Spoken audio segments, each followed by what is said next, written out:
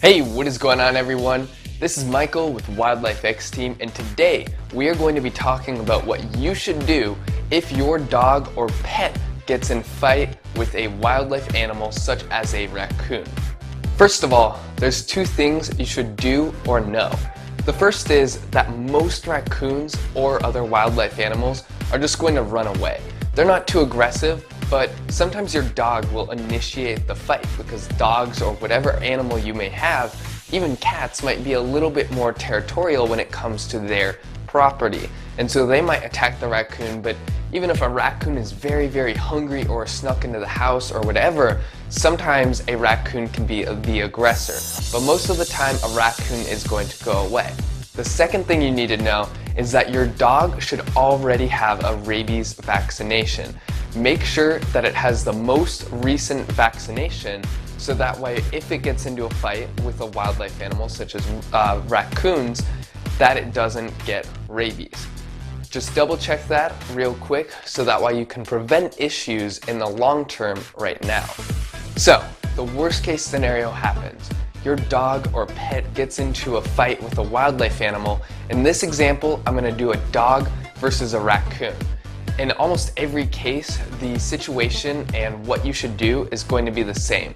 But I'm going to say the aggressor or wildlife animal is going to be a raccoon, and your pet in this scenario will be a dog.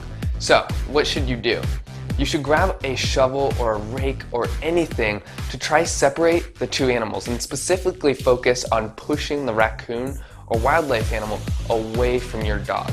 You don't want to grab its hind legs or any part of your dog, because if you're grabbing your dog or your pet, it's going to be taking energy away from the dog. You might hurt it, the dog might think that you're attacking it because it might not know it's you grabbing it, and so it's just not going to be a good situation, and it's going to lead to potentially you getting hurt or your dog.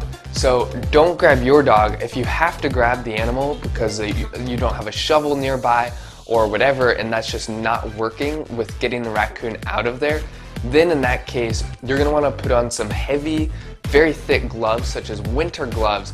Make sure you have a long t-shirt, preferably a coat over that as well. Put on as much as you can, so that way when you go to grab the raccoon and pull it away from the dog and get it out, you're not getting bit, you're not getting scratched, and you're not getting anything on the raccoon on your skin.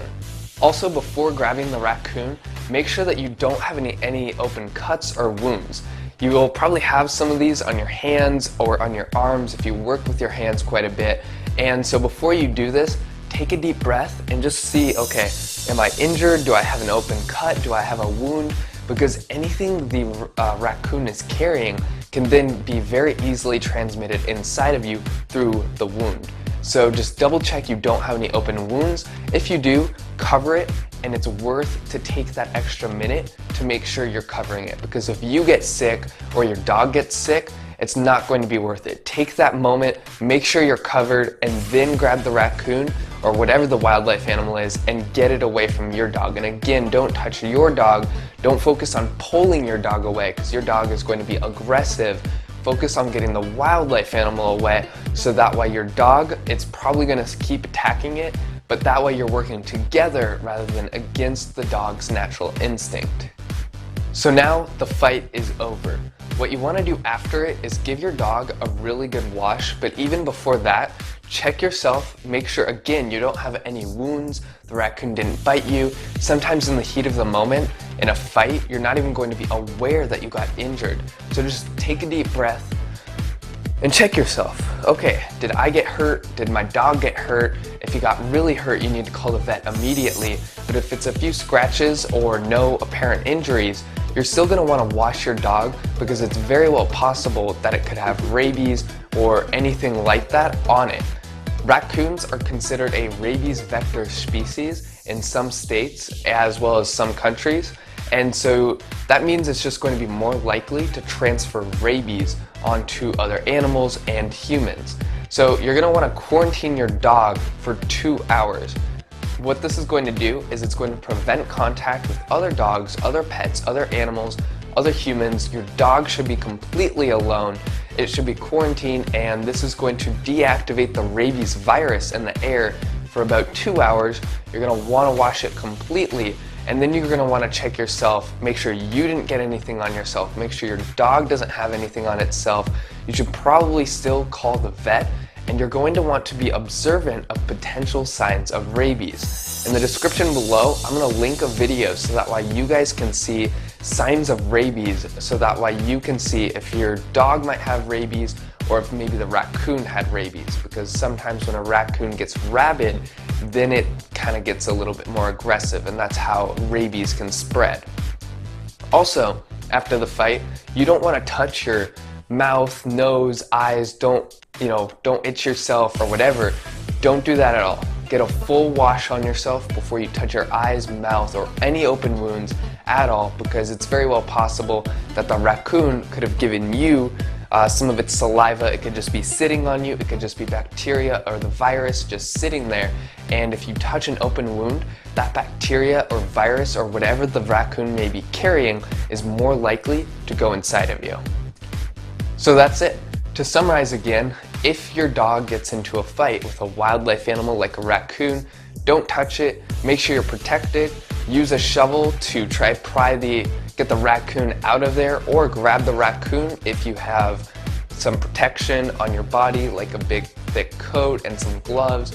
Then make sure you don't have anything on yourself, you have no cuts, no wounds, make sure your dog doesn't have that.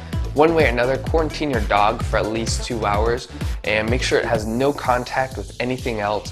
And then after, be observant for signs of rabies, and if it has any bad looking cuts, any wounds, any weird signs of disease, or you start feeling weird, then you need to call a vet or a doctor immediately and get checked out.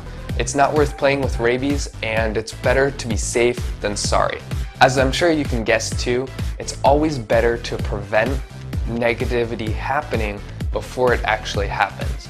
So I'm going to also link a video in the description below about 5 ways to prevent wildlife infestation.